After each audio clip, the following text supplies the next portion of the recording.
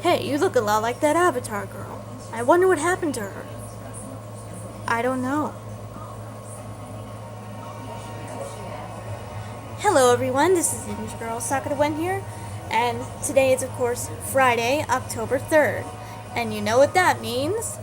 The Legend of Korra, Book 4, Episode 1, just premiered earlier today. And I know I've never reviewed Korra before on my channel, but I do love the series so much, and since this is the last season, I wanted to review it. And with this episode, we actually have a lot to talk about. The episode was titled After All These Years. And first thing that we learn is that Kuvira is going to be quite an interesting and probably quite powerful villain. At the very beginning, when we first see her, she's able to take down this group of bandits very, very easily. Her metal bending is top notch. And she's actually able to get this group of bandits to pledge their allegiance to her. And they call her the Great Uniter. It's a title she has apparently been given. So, quite interesting. And she has a whole army to back her up. As well as just being powerful herself. So yeah, she is going to be quite interesting. And we also learn what she is doing and trying to do is go from state to state in the Earth Kingdom and get them to pledge their allegiance to her and pretty much allow her to rule. I guess, pretty much. She's just trying to take over each state of the Earth Kingdom. And you'll never guess who is actually part of her army. None other than Bolin, if you can believe that. He is part of the army, but he believes that they're actually helping people. So he's not betraying Team Avatar. It's just he truly believes that they're doing something good. Most likely later on he will learn that is not the case. Asami is back at Republic City and I guess has been working with her business, trying to make new things and help future industries flourish.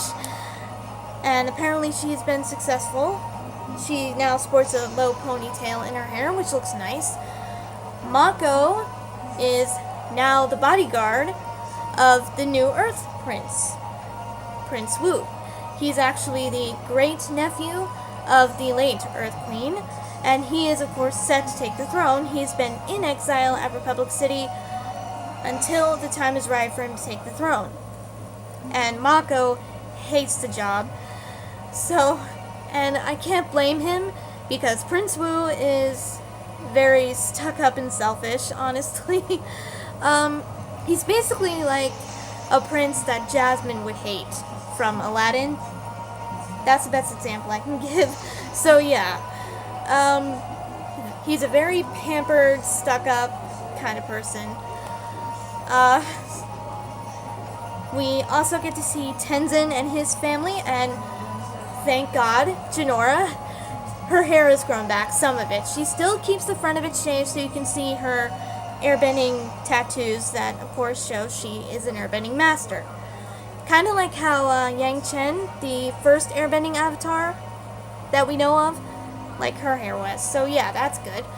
Milo has grown up and he now calls himself Milo the Man and he has some hair. Iki has grown up a little. They've just all grown up a lot and they look good and they seem happy. So that's wonderful. We also see Kai and Opal and they have their new airbending suits and Kai's voice has gotten deeper. So yeah, because it's been obviously 3 years like they showed in the trailer, so that makes sense.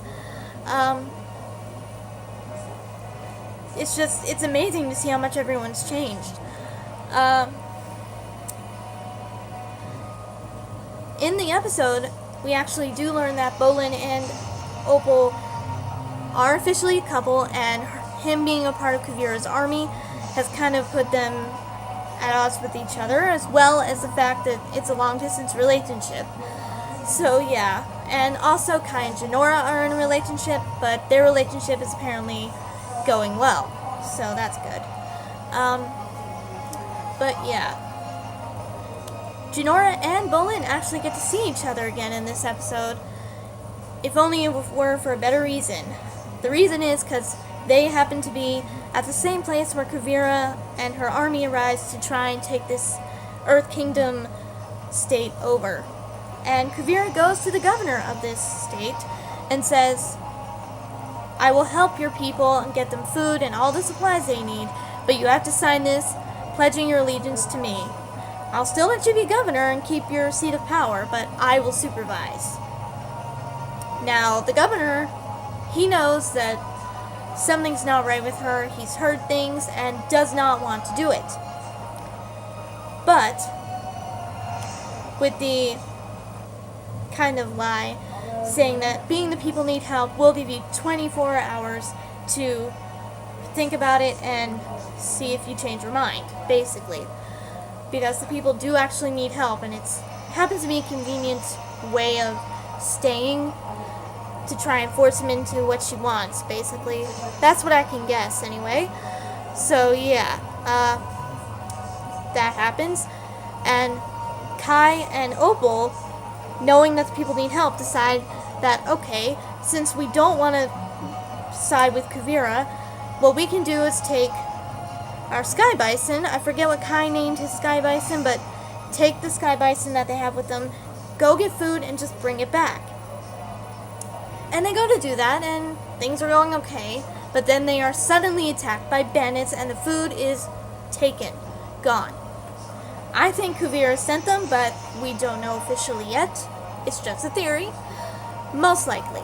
But, yeah, so they return back to the city, and the people are devastated. They're starving.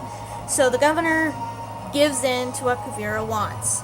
And in front of the entire state, or the entire city where he's living, he actually says, I pledge my allegiance to you, great uniter.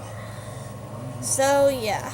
And even he admitted when he signed it, actually, that he never really had a choice. So, that sucks, but apparently people are actually getting what they needed. But there's obviously a motive behind it. We just don't know it quite yet.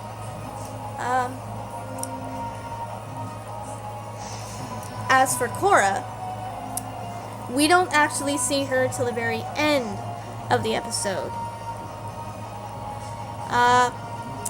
And I have never seen her like this. She was supposed to be going back to Republic City after 3 years to go meet up with her friends and show, I guess, that she was all recovered and she was back.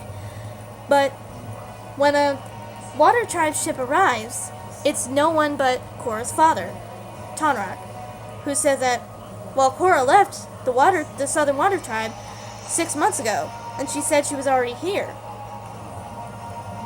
We then see that Korra is in an underground arena somewhere, doing earthbending battles, like Toph was in the Blind Bandit episode, and I have never seen her like this. She actually loses the match. Which, Korra's bending, it's always been top notch. The spiritual side of her being the Avatar was always a bit weak. That was her downfall a lot.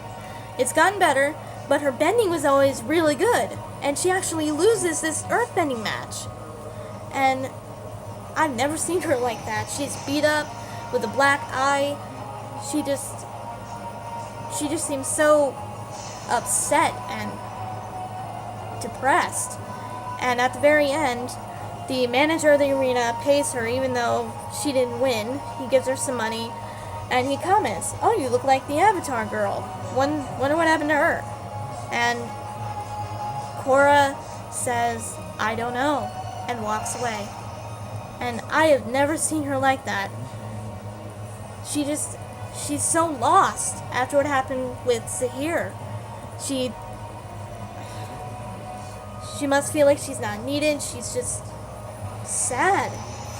Deep down, she's really depressed and doesn't even know who she is anymore.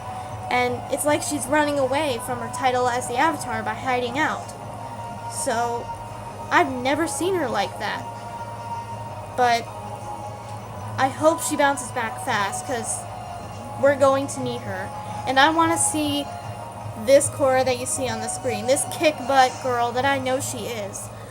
But right now, she is just extremely down and sad and doesn't know what to do.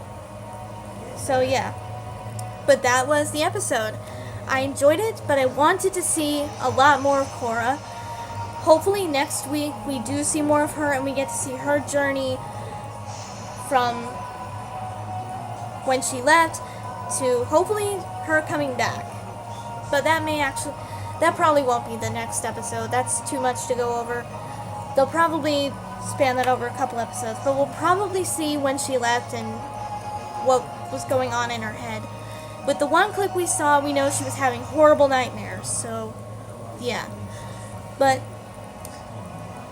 great episode overall. I just wish we had seen more of Korra, but we'll see more of how she bounces back, I'm sure, soon.